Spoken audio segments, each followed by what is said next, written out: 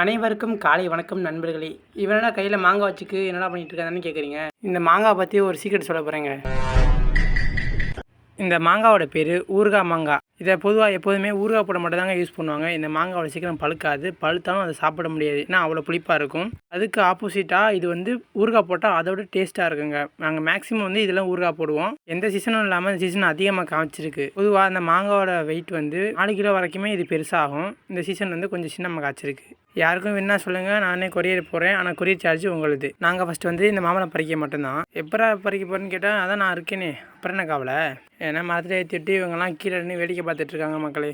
ஆனால் சும்மா சொல்லக்கூடாது, இந்த வாட்டி நிறையாவே காய்ச்சிருக்கு. நான் ஒன்று சொல்லவா, அடுத்த ஸ்பைடர்மேன் நானாங்க. நான் மாங்காவை பறிக்க அவன் பிடிக்க, நான் பறிக்க அவன் பிடிக்க, நான் பறிக்க அவன் பிடிக்க, நானே தூக்கிட்டு வர மாதிரி ஆயிடுச்சுங்க. இந்த பக்கம் அவனை பார்த்தா தொங்கிட்டான்.